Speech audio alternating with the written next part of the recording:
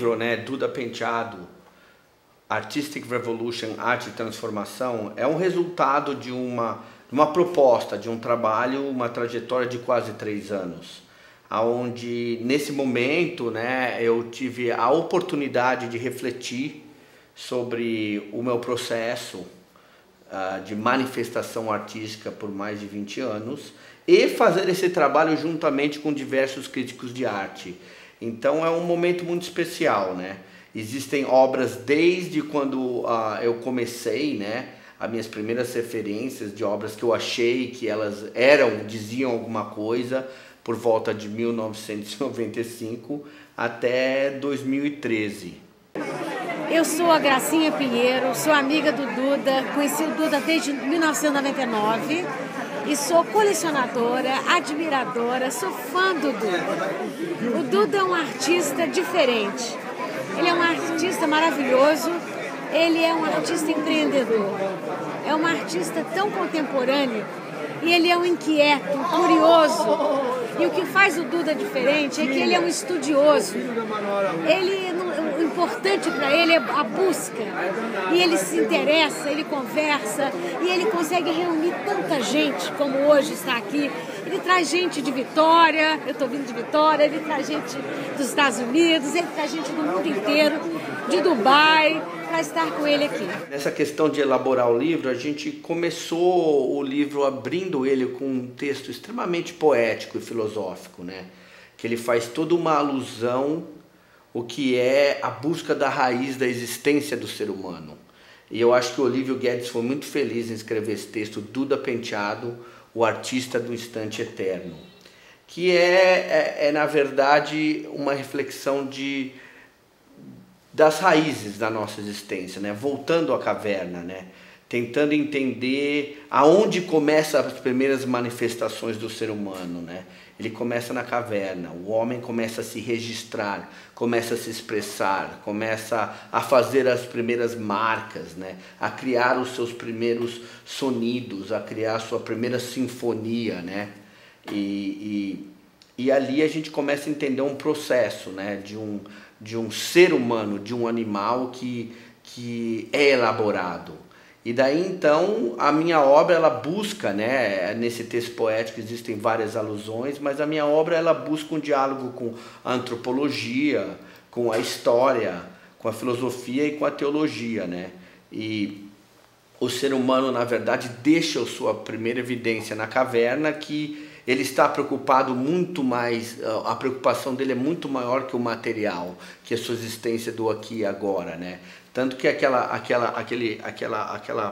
própria conflito, né, do homem ter que sair para caçar grandes mamutes e animais e ao mesmo tempo achar tempo para descer nas cavernas e se registrar no fundo delas, já é uma grande metáfora, já é uma grande alusão à sua jornada espiritual existencial. Hoje, no lançamento do livro dele, apresentei ele no meu trabalho da PUC, que eu faço um curso de conservação e restauro, e hoje no curso de arte política eu falei do trabalho dele, dessa energia social que ele tem e desse compromisso com o outro que ele tenta enlaçar através da arte e cada vez mais fazer um movimento de transformação, né, social, que eu acho super importante. Então, o artista do instante eterno é aquele que é uma grande tentativa de materializar a essência do ser humano. Algo extremamente difícil, né? A grande obra de arte talvez é aquela que possa materializar a essência de algo. Como você faz isso? Em uma pincelada, em uma manifestação, em uma palavra? Como tirar a gordura de algo para que aquela essência se manifeste, né? Então eu acho que esse texto, ele é fantástico, o título dele é fantástico, é o artista do instante eterno. Realmente a minha obra tem essa busca, essa volta à caverna, a essência do ser humano, né? Esse conflito que é demonstrado logo no começo, aonde o homem ele está entre o espiritual e o carnal. É indivisível essa questão na nossa existência. Essa manifestação contundente desse registro na caverna, né, onde o homem acaba criando o seu primeiro estúdio, e ele desce em suas profundezas para se manifestar plasticamente, essa é a primeira evidência desse conflito, dessa metáfora e dessa poesia da estética do ser humano. E é o que eu tento fazer na minha obra, independente de eu estar fazendo uma performance, de eu estar fazendo uma escultura, uma pintura, o tema da minha obra é este ser humano que tem o poder de construir ou de destruir a humanidade com uma voracidade, com uma intensidade incrível. Nós somos, né? Digamos que em estudos teológicos nós somos, e digamos talvez num pensamento mais moderno em Shakespeare, o centro da atenção do mundo, né? O Duda tem uma característica assim apaixonante. Ele põe a alma dentro do trabalho dele. Então eu acho que essa é uma diferença muito grande. E dentro daquilo que ele faz, a gente sente toda a essência dele. E é um prazer imenso eu estar aqui hoje e tê-lo como meu amigo. Eu fico muito feliz. Então, o Elemental Fossils, eu acho que é importante dizer que no processo de um artista, a gente usa um lado instintivo, uma produção plástica. O que eu quero dizer com isso? Que as palavras ou as fontes dos materiais que eu leio para nutrir o meu pensamento, ou todas as outras atividades, elas vão entrando num arquivo de certa forma consciente, e o artista tem que entrar naquele transe, né? Ele entra naquele transe onde ele acaba mexendo com aquele arquivo inconsciente. A série Elemental Fossils, ele é uma série que ela vai se transmutando, ela é escultura, e ela é desenho, e ela é impressões em papéis, e ela é pintura, mas existe essa dialética de conflito nessa série, onde você vê o diálogo do ser humano se encaixando. Então, se você olhar bem, ela tem esses seres alienígenas e seres transmutantes, que na verdade é uma metáfora ao ser humano, onde os ossos se encaixam, onde as peças se encaixam. Toda essa metáfora poética está dentro dessa série chamada Elemental Fossils, os fósseis elementais, né? E eu acho que tanto o Alejandro Reyes como a Kátia Canton, que escreve um texto mais contemporâneo, já em cima dessas conversas que eu tive com ela, mas tanto o Alejandro Reyes capturam essa essência, né? Dessa beleza, que existe uma tensão, que existe uma corrosão, que existe algo desencaixado. Isso é ser humano. O Duda, particularmente, enxerga nisso, consegue ver nos destroços, naquilo que a gente não enxerga, ele consegue enxergar beleza, consegue transmitir a opinião dele, ou consegue suscitar a reflexão das pessoas, e isso é significativo. Tem alguém que diz que o feio, para qualquer pessoa, o feio belo lhe parece. Ou seja, não dá para a gente definir muito bem o que é feio e o que é bonito, que é uma questão extremamente subjetiva, pessoal, mas acho que o Duda faz isso muito bem. As pessoas que convivem com ele conseguem enxergar ele nas obras dele e ele, então acho que isso faz um diferencial muito grande. Acho que, na verdade, essa é a assinatura de todo artista. Aproveito o momento desse livro para trazer reflexões contemporâneas a um processo, né, de arte que vem acontecendo dentro do meu trabalho por 20 anos. Então, o tema da mundialização e globalização são temas muito contemporâneos dos nossos dias de hoje. E, na verdade, de uma forma bem simples, a mundialização é algo que sempre aconteceu. O ser humano, ele sempre procurou se comunicar e trocar. A própria plástica da existência do ser humano, ele começa a andar, né? Ele tem a sua vida nômade, e aí ele começa a ficar mais elaborado. Em vez de ficar gastando energia naquilo, ele resolve se plantar. Mas nesse processo não é tão simples, porque ele sobe, desce, e aí ele começa a desenvolver a sua ciência, a sua tecnologia, e começa a criar suas primeiras canoas, enfim. E a turma entra numa canoa e sai do outro lado, e se perde. E pensando geograficamente, É importante isso, porque quando a gente fala de economia, de tamanho, de um povo, a geografia é totalmente determinante nesse sentido. O ser humano ele foi se transformando e a geografia do planeta era diferente, né? As terras eram mais juntas, enfim. O ser humano ele vai se espalhando, vai se perdendo e aparecendo em outras partes e se misturando por razões de sobrevivência e outras, né? De sua estética de ciência da época e de manifestações culturais que ele foi formando. Então a mundialização é tudo isso, é essa troca.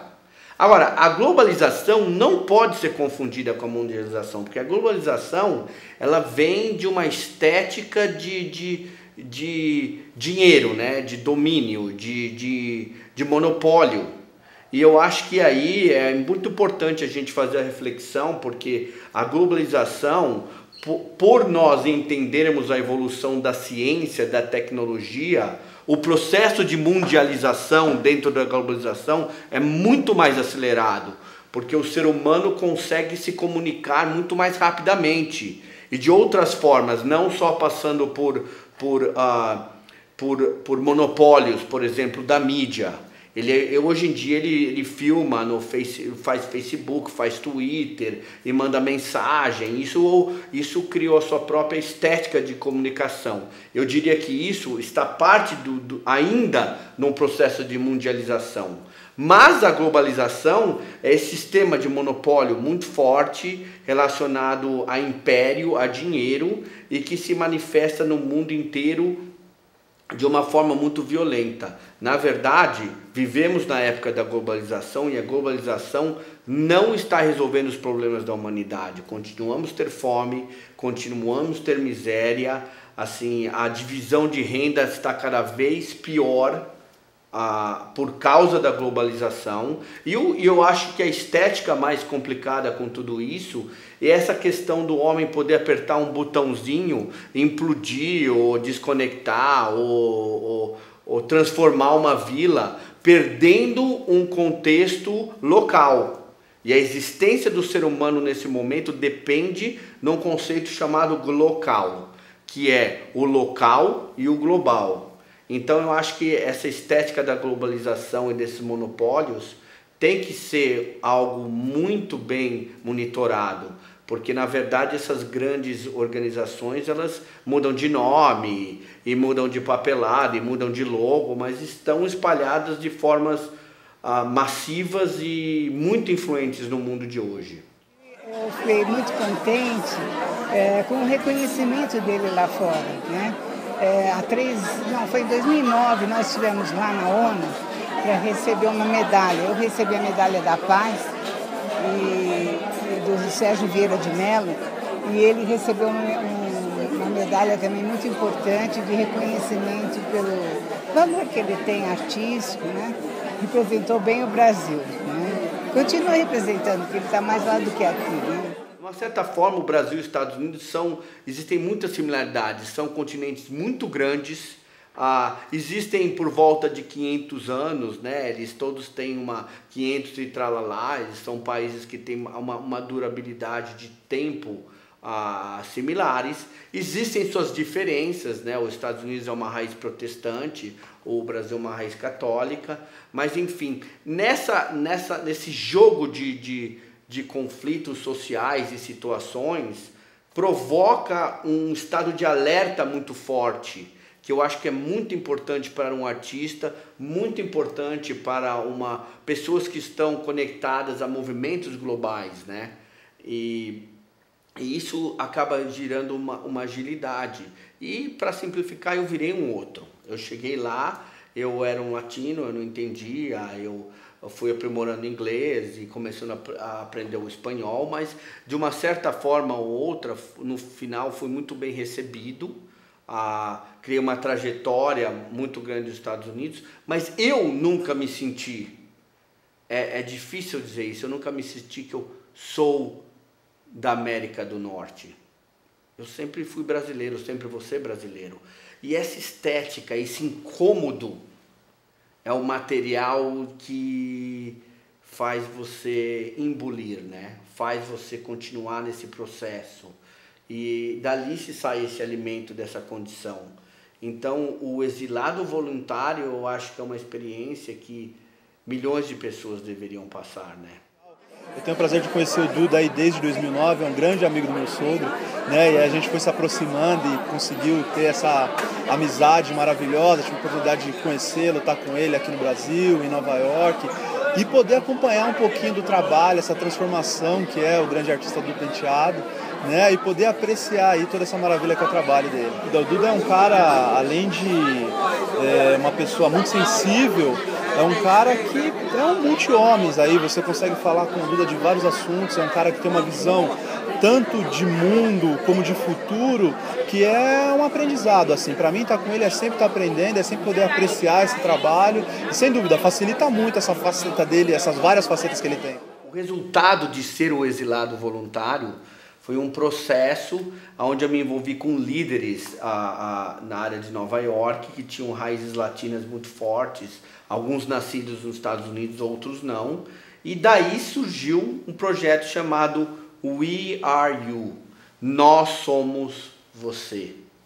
E lida com todo esse conflito, né? Na verdade, falando da perspectiva dos Estados Unidos, todo mundo lá é um imigrante, né?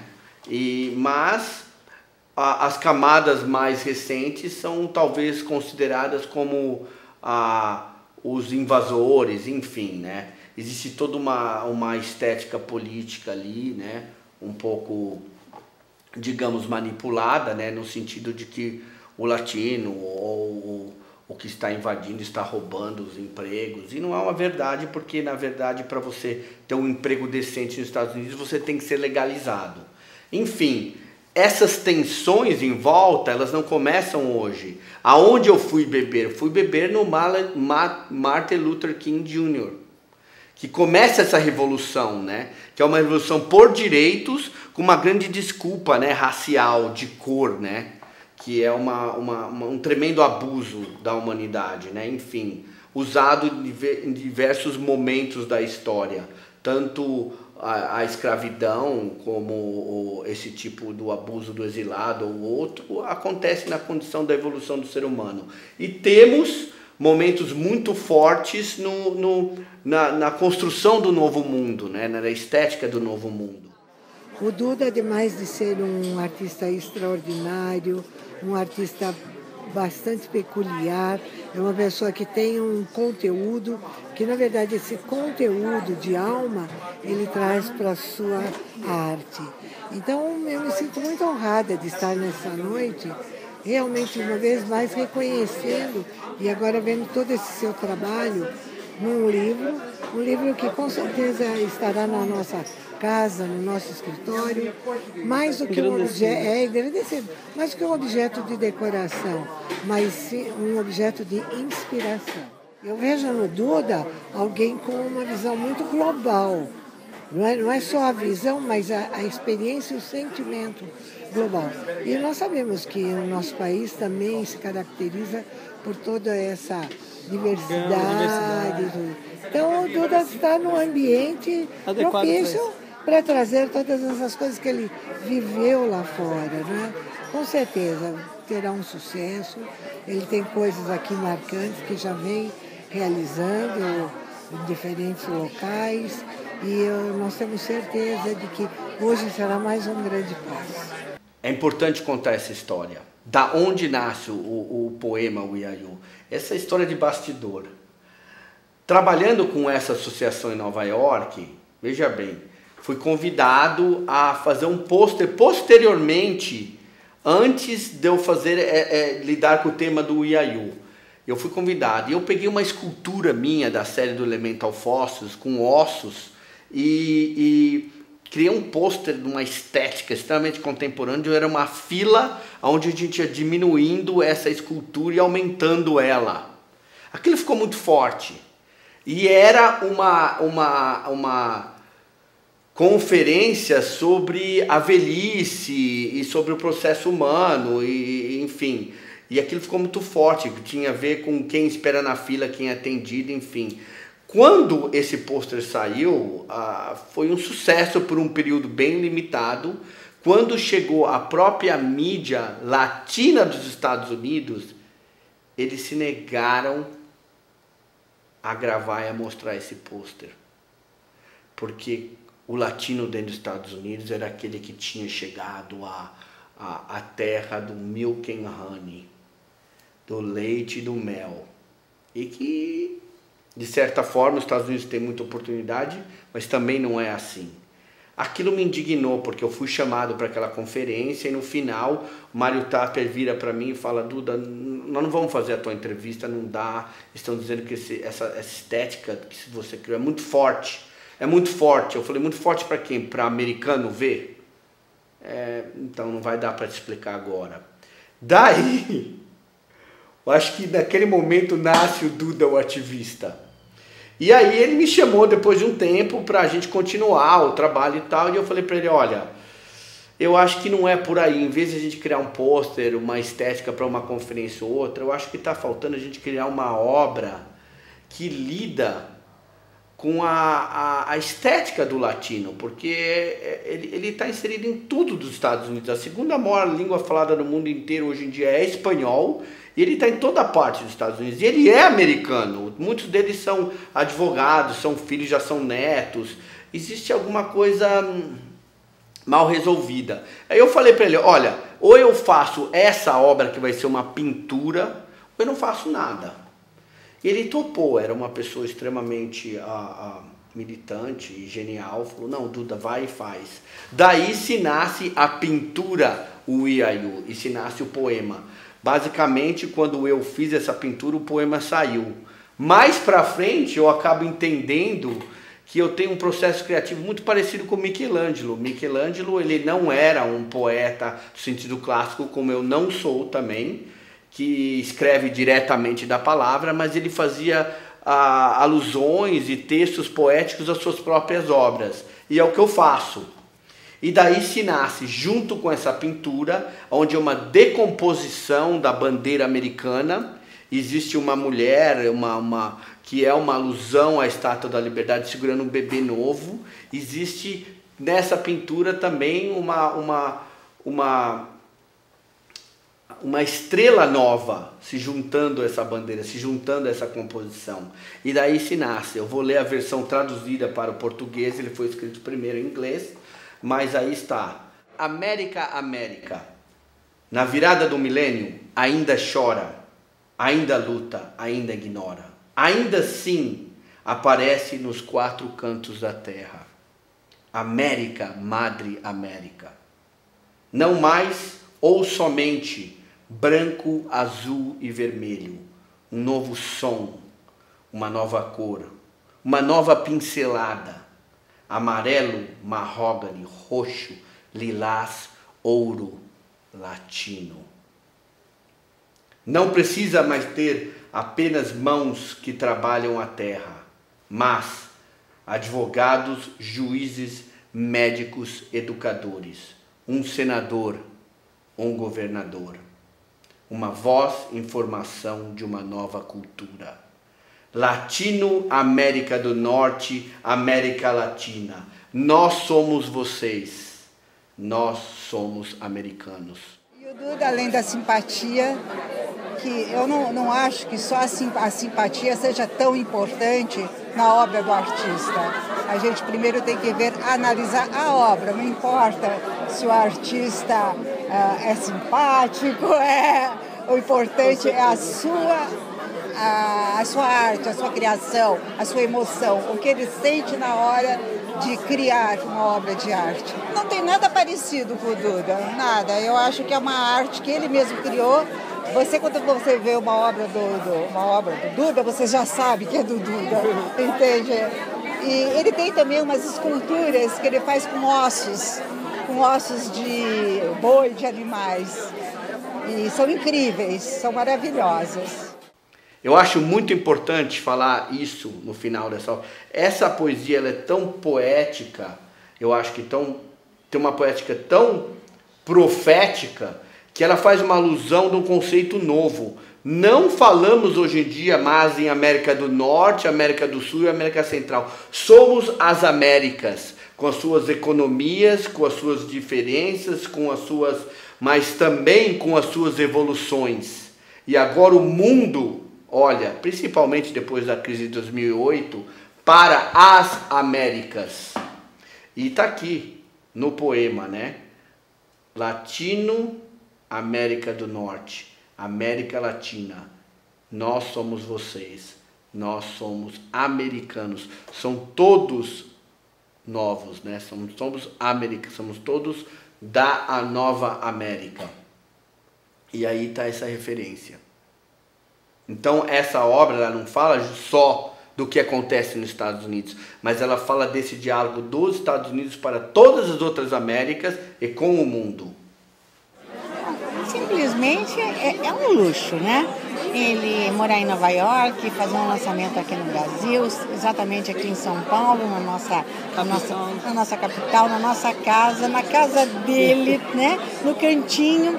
Então eu acho que ele deve estar sentindo assim uma alegria imensa, família junto, a mãe, os irmãos. Eu acho que ele está sentindo uma euforia muito grande.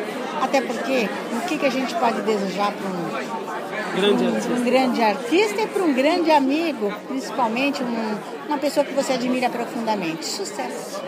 O projeto Beautiful Ashes, né? Esse é o projeto que marca a minha vida profundamente e é um outro momento que eu acabo tendo uma confirmação do poder da arte, do papel da arte na nossa sociedade, né? Ele começa com o fato que transforma, né, o nosso mundo, a virada do milênio, aonde toda vez que vamos falar em virada de milênio, um grande acontecimento, ou o mundo vai acabar, ou vai ficar melhor, ou tudo vai se renovar. Bom, o mundo não se acabou, mas aconteceu uma sinalização nova, que foi esse ataque, aonde a gente fica com essa referência muito clara que a Guerra Fria tinha acabado. Tínhamos entrado na estética dessa violência, né, nova, que seria do terrorismo, do terror, as pessoas poderiam ser plantadas dentro de outros países e educadas. Então, estamos numa estética nova da guerra, né? O ataque do World Trade Center é o momento que materializa, né, essa ideologia, que obviamente já vinha sendo cultivada por um tempo, né? Mas o ataque do World Trade Center materializa isso. Daí nasce o projeto Beautiful Ashes. Ele nasce de uma coisa extremamente intimista. No dia do ataque eu estava no topo, estava dentro do estúdio, recebo uma ligação da minha esposa dizendo que o primeiro avião tinha entrado nas torres. Eu subi juntamente com um crítico de arte no topo do prédio e fiquei olhando para ele e disse, pois é, isso é uma coincidência, né? E a gente tentando humanizar essa situação, né? Dali a pouco a gente acaba vendo um avião vindo e ele faz uma curva e entra no segundo prédio. Quando eu vi aquilo, eu olhei para ele e falei assim, isto não é uma coincidência. E entrei num estado de letargia, em algo emocional tão profundo que eu não lembro como eu fui embora, eu não lembro como despedir dele. Eu lembro que ideias e pensamentos começaram a passar na minha cabeça. Por exemplo, é a Terceira Guerra Mundial acontecendo. Fato totalmente aterrorizante para um brasileiro em Nova York, né? Na verdade, eu estava do outro lado do rio Hudson, em Jersey City, aonde é o meu estúdio, e tinha a pior vista direta, né, do World Trade Center. E fiquei olhando aquilo e num período de 1 hora vi aquilo tudo se desmoronar. Foi um fato importantíssimo, porque naquele momento que tudo aquilo acontecia, minha irmã morava na época com o marido, a Cristina e o Matheus moravam logo ali do lado, no Battery Park, do lado, 2, 3 quadras do World Trade Center, e aquilo tinha sido tudo destruído. Então eu fiquei praticamente 2 dias sem saber se eles estavam vivos ou não, e depois o sistema de telefonia, de comunicação foi interrompido, obviamente, e depois de 2 dias eu recebi uma ligação, um e-mail da minha mãe dizendo que estava tudo certo, eu não conseguia entrar em contato com eles, então foi um caos total, né? Ninguém nunca esperava que aquilo ia acontecer, e eu acho que muito menos o americano, que não se preparou para essa estética nova de guerra. Enfim, o projeto Beautiful Ashes, ele é profundo, porque ele acaba lidando com, novamente, né, essa retórica do ser humano ter o poder de construir e de destruir. E nesse momento eu me encontro profundamente com o meu trabalho, né? A estética do meu trabalho é o ser humano e é, de uma certa forma, direta ou indireta, esse diálogo com fazer o bem, fazer o mal, construir, destruir, enfim. Se a gente for pensar na humanidade, ela é isso. Civilizações aparecem e desaparecem. Mas era uma coisa que estava acontecendo ali na frente, né? Estava acontecendo comigo. Mais de 3 mil pessoas morreram e milhões de histórias aconteceram em volta de tudo isso, e ficou muito claro, né, que nesse mundo de virada do milênio, qual seria o diálogo do homem, né, numa sociedade mais globalizada, né, numa sociedade onde as pessoas teriam a tendência de comunicarem, de trocar informações mais rapidamente, se resultaria em guerras mais violentas, né? Esse diálogo ficou muito claro, né? E então, aí eu comecei a entrar naquela questão instintiva, e a primeira obra que veio na minha cabeça foi a Guernica de Picasso. E eu fiquei com tudo aquilo, né? Aquela carga toda emocional, e num processo de 1 mês, a estética de 2 obras já tinham acontecido. Uma era eu reconstruir essa Guernica, que eu chamo essa Guernica da virada do milênio, que depois eu dei um nome chamado Beauty for Ashes, ao invés das cinzas a beleza, que vem de uma temática de Isaías do Antigo Testamento. O que significa? Por que Beauty for Ashes? Porque não é a beleza que vem das cinzas. Porque, na verdade, não existe beleza nenhuma em destruição. Para quem viu guerra, para quem viu destruição, aquilo depois destruído não tem nada belo. Só existe a clara evidência da crueldade do ser humano, né? Quando a gente se depara com isso. Então, Beautiful Ashes não é a beleza das cinzas. Ela é o quê? É uma reflexão. É o começo de uma reflexão aonde olhamos a destruição e podemos aprender com o processo e não fazer novamente. Escolher a paz e não a guerra. Escolher o diálogo e não se fechar. Então, essa obra, no fim, ela tem um encontro de 2 pessoas no centro dela. Eu recrio essa composição da Guernica, aproveitando as estruturas e algumas composições, mas falando do World Trade Center, esgarçando a bandeira dos Estados Unidos, enfim. Eu tento retratar aquele momento da queda das torres, da agonia do ser humano. Retratar, materializar ela naquela obra. Então, essa foi uma obra contundente que começou de um diálogo próprio meu, e teve uma segunda, que é uma videoinstalação chamada Follow My Voice, Seguindo a Voz, que é a história de um sobrevivente do World Trade Center, aonde eu consegui colocar ele num estúdio junto com um cinematógrafo amigo meu, um cineasta, o Pedro Carvajal, e a gente remontou toda uma estética em volta disso, né? E é uma peça extremamente surreal, né? Aparece essa uma escultura como se fosse o Godzilla, uma referência ao Godzilla do novo milênio, né? Enfim, mas a voz de fundo é a história desse cara, de como ele sobrevive. Dessas 2 obras, esse projeto foi se transformando completamente, porque ele virou um livro chamado Beautiful Ashes, onde eu criei uma série de obras e eu começo a falar. E eu entrei em contato com esse poder da arte, como as pessoas se sentiam extremamente expostas, emocionais, né?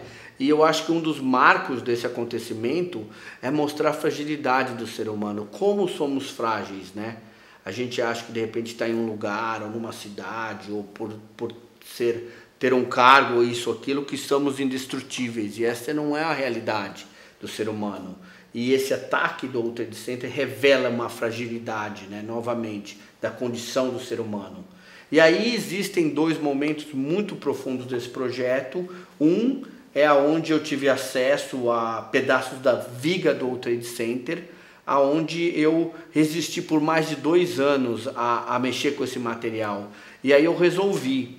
E no livro a gente também está mostrando isso, aí eu entrando, fazendo cortes dos pedaços. E quando eu comecei a expor isso, aconteceu uma coisa muito poderosa, muito forte. As pessoas chegavam perto, ou punham a mão ou perto e choravam. Aquilo trazia uma lembrança muito forte.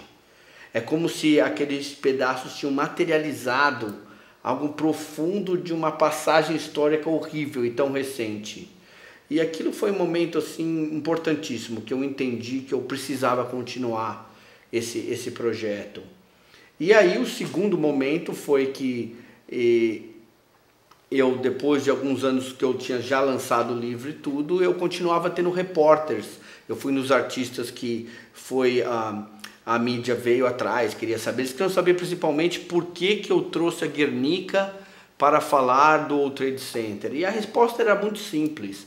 Eu simplesmente dizia, o homem, infelizmente, tem um poder incrível de reinventar a guerra, de reinventar diálogos de guerra. E essa reflexão antropológica e histórica tem que existir, senão nós vamos criar mais guerras. E por isso que esse livro tem um capítulo com a poesia, o crítico de arte, amigo meu, com muito carinho, George Nelson Preston, e ele escreve uma poesia que está publicada no livro anterior, publicamos novamente nesse livro, chama Existe uma Aldeia Global. E no final ele faz uma referência nessa poesia dizendo, criaremos mais monumentos desses, fazendo uma referência que o homem tem esse poder de reinventar a guerra. Uma reflexão profunda.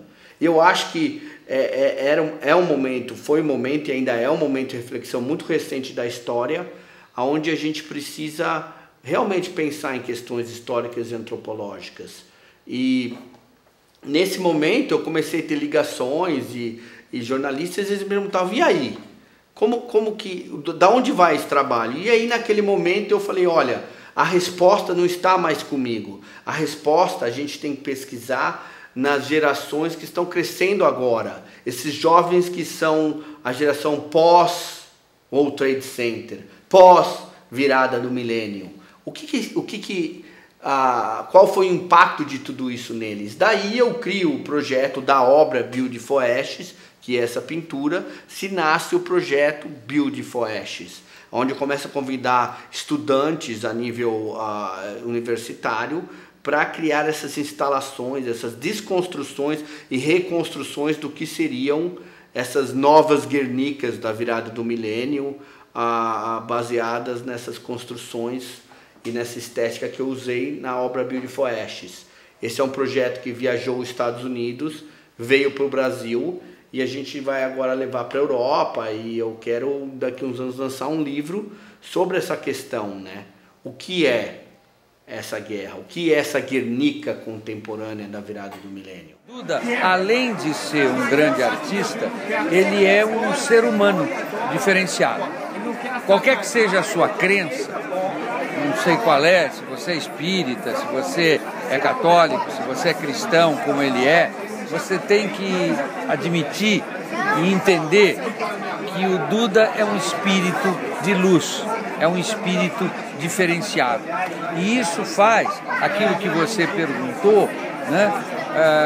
Se ele tem um dom, se ele tem um talento. Mas dom e talento não são suficientes para fazer um grande artista. Precisa desse algo a mais.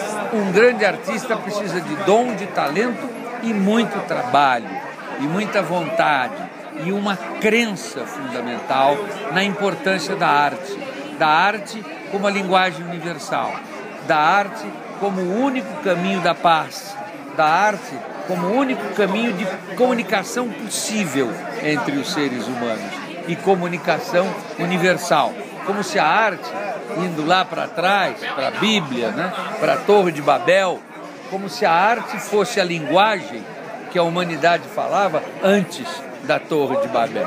Para mim, isso é Duda Penteado. É o meu primeiro livro lançado com patrocínio no Brasil depois de quase 20 anos, com uma equipe toda brasileira, a Carlinha da Ring Produções, tem toda a equipe do Reação Natural, do Grupo Reação Natural. É um produto totalmente brasileiro que fala da minha história, de quando eu fui embora, toda a minha jornada nos Estados Unidos e agora trazendo toda essa experiência para o Brasil e já com alguns projetos. E para acrescentar isso, o meu pai nasceu aqui na Pamplona, cresceu aqui na região da Paulista, estudou no São Luís, trabalhou na Paulista e hoje a gente está aqui nessa livraria que é a maior da América Latina, no coração da Paulista. Então eu acho que tem um significado muito importante e é o meu primeiro livro que ele está primeiro em português, depois em inglês. Uma coisa que nunca tive a chance, porque lá fora as pessoas, para você divulgar o trabalho, o inglês e o espanhol que conta, né? A nossa língua portuguesa é muito charmosa, poucos países falam, né? Deve ter 6 a 8 aí que articulam. Então é um livro super importante, tem uma gama de curadores trabalhando, tem 10, né? Metade brasileiro, metade dos Estados Unidos e é minha trajetória, né? De um brasileiro que já tem uma raiz forte nos Estados Unidos, mas para ser um cidadão global, você precisa reconhecer a sua raiz. E esse momento e essa livraria e toda essa equipe que é 100% brasileira está reconhecendo isso. É um grande prazer.